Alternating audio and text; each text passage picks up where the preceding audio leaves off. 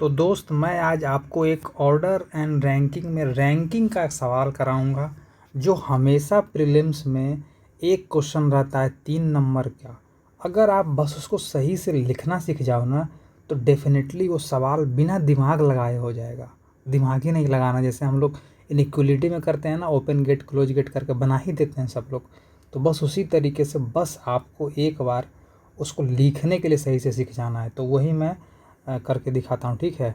तो मैं यार यूनिवर्सिटी ऑफ दिल्ली से ग्रेजुएशन किया हूँ कंप्यूटर साइंस में, ठीक है, और करंटली बैंकिंग का तैयारी करता हूँ।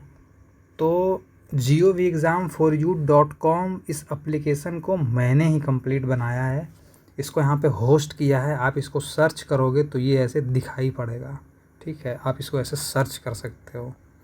ये वोकैब का मैं एक न्यूज़पेपर से वर्ड कलेक्ट करके यहाँ नोट्स बनाता हूँ, उसके कॉम्प्लेक्स सेंटेंसेस भी डालता हूँ, आप उसको पढ़ सकते हो। फिलहाल आप रीजनिंग फॉर SBI IBPS इस जगह पे आ जाओ, रैंकिंग प्रोग्राम पे आ जाओ, ठीक है। तो चलो पहले मैं क्वेश्चन नंबर 12 करके दिखाता हूँ, थोड़ा अच्छा सा सवाल है। उसके बाद हम लोग और भी एक दो सवाल करेंगे और बाकी आप खुद करना। और जो क्वेश्चन नहीं बनेगा, डिस्क्रिप्शन बॉक्स में टेलीग्राम का लिंक है, आप ग्रुप में आके मेरे से पूछ सकते हो, ठीक है। तो आ जाओ हम लोग इसको करते हैं। तो हम लोग इसमें पहले क्या ध्यान रखेंगे, लिंकिंग करना है, ब्रांचिंग करना है, ठीक है, ब्रांचिंग करना है। अवॉइड करना है, क्या अवॉइड करना है, रिपीटेशन को,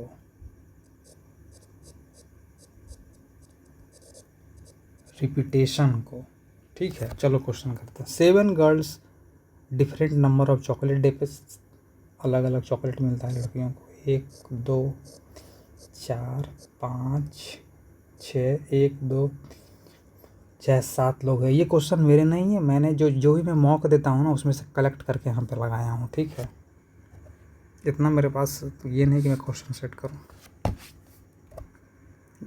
सी receive more chocolate than B, तो C receive more chocolate than B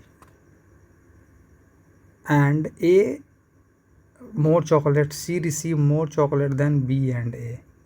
तो इसको ऐसे लिख लो, बट लेस देन जी, तो C receive less than G हुआ ना। यही मैं कह रहा था कि ब्रांचिंग करना है, ठीक है। ऐसे करके अलग अलग हिंट को नहीं लिखना, हिंट को मर्ज करना है।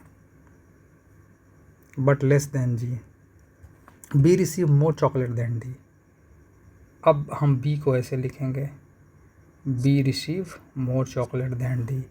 अब C receive more chocolate than A, और हम लोग उस ए को हटा देंगे यहाँ से, ठीक है, क्योंकि हमें ब्रांचिंग करना है। आप लोग काट देना पेन से या फट से दूसरी जगह लिख लेना, सेकेंड भर नहीं लगेगा। B receive more chocolate than D, E receive twice as many chocolate as F. तो हम लोग इसको यहाँ पे ऐसे लिख लेते हैं, क्योंकि भी है नहीं ना कुछ, ट्वाइस है मतलब बड़ा ही होगा। E receive twice as F, as many girl receive more chocolate than B, तो बी से जितने ज़्यादा हैं, ठीक है, more chocolate than B less than D, उतना ही डी से कम है। ये हिंट हो गया, देख रहे हो। ये इसको भी मैं चाहूँगा कि ये मर्ज हो जाए, ठीक है। अभी पता नहीं मर्ज हो पाएगा कि नहीं, लेकिन मेरी कोशिश है कि मैं मर्ज कर दूँ इसको। Then D did not receive less chocolate than E, मतलब डी मोर देन ई है, ठीक है।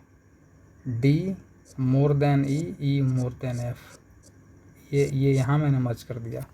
अब काउंट कर लें, 1 2 3 4 5 6 7, कहीं रिपीटेशन नहीं हुआ, कुछ भी नहीं हुआ है। देख लो कैसे कैसे करके यहाँ पे आ रहा है, कुछ हो रहा है, ये बन ही गया पजल, कुछ करना ही नहीं है इसमें। अब देख लो इसमें 1 2 3 4 5 6, जी 6 को 6 से बढ़ा तो जी अमूमन यहीं पे आएगा। जी काउंट हो चुका। सी कितने से बड़ा है, 5 से काउंट बड़ा है, सी यहीं पे आएगा, कुछ करना ही नहीं है। सी भी हो गया हमारा। अब हमें बी का करना है, 1 2 3, 1 2 3, तो बी या तो यहाँ आएगा या तो यहाँ आएगा, ठीक है। देख रहे हो ना, बी कितने से बड़ा है, 1 2 3, साफ पता चल रहा है बी 3 लोगों से बड़ा है। ए का हमें पता नहीं ए से बड़ा है कि नहीं, तो इसलिए कहते हैं बी या तो यहाँ आएगा, नहीं तो बी वहाँ आएगा।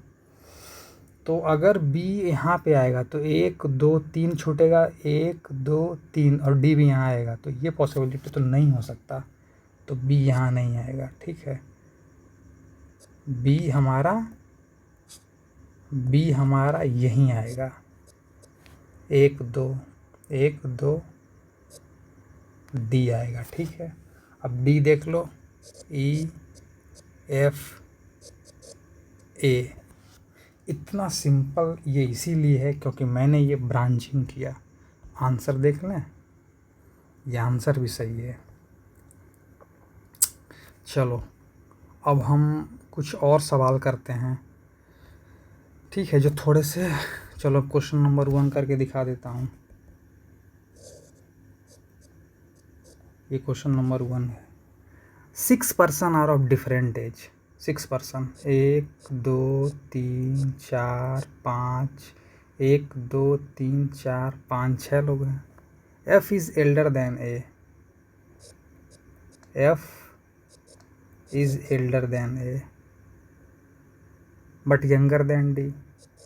बस ऐसे ही हमें ब्रांचिंग करते जाना है। E is the third youngest person in the group, 1 2 E यहाँ पे आ जाएगा। B is elder than E. अब हमें ब्रांचिंग का कोई मौका नहीं मिल रहा है तो हम सेपरेट लिखेंगे, बाद में सोचेंगे कि हम इसे ब्रांच कर लें। E is elder than A,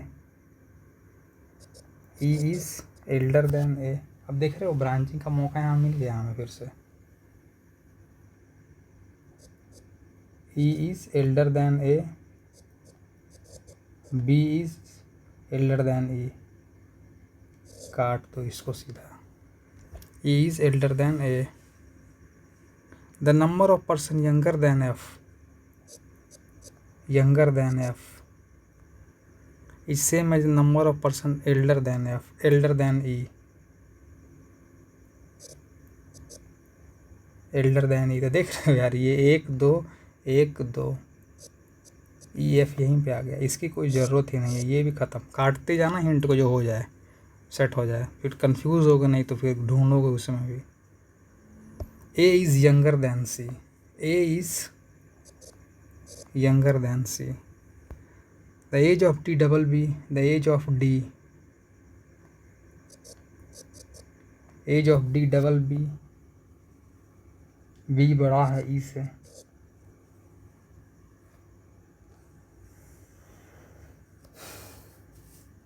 अब यहाँ पे थोड़ा रिपीटेशन हो गया, हम कुछ कर नहीं सकते इसमें, ठीक है, ये सेट नहीं होगा कम्प्लीटली, तो कोई बात नहीं, थोड़ा रिपीटेशन है तो। अब ई से बड़ा कौन कौन है, बी और डी, देख रहे हो, साफ साफ पता चल रहा है ना, यहाँ पे ऐसे लिखने से एक फ़ायदा हुआ ना, साफ साफ पता चल रहा है ना आपको।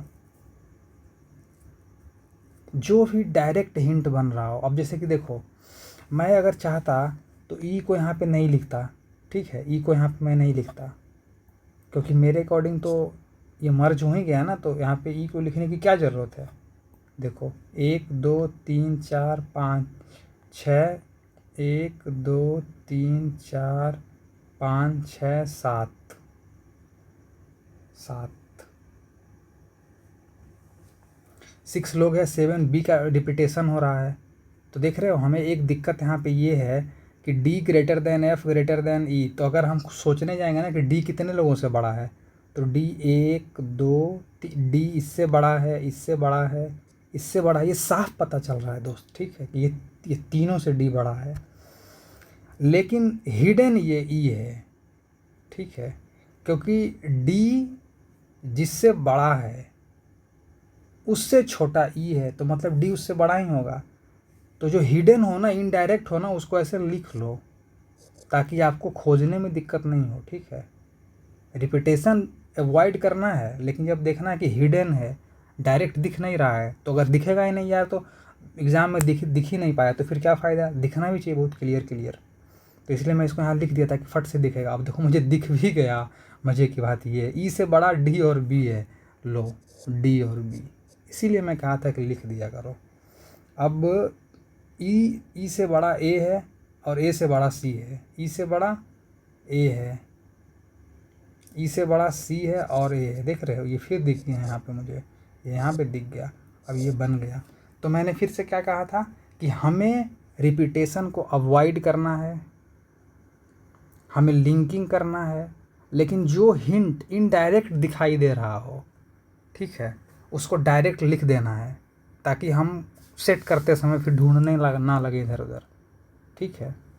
तो हमें हर चीज़ का ध्यान रखना है, क्वेश्चन बेस्ड अप्रोच अपनाना है। चलो थैंक यू। अगर आप बोलोगे तो मैं ये सारा क्वेश्चन करा दूंगा, नहीं तो आप डिस्क्रिप्शन बॉक्स में आकर के मेरे से पूछ लेना, मैं बता दूंगा, इसमें कोई बड़ी बात नहीं है जी। Thank you. और यार आप हो सके तो मेरे चैनल को सब्सक्राइब कर लो, लाइक भी कर देना यार, इतना मेहनत से मैं बनाया हूँ, अगर दिल करे तो।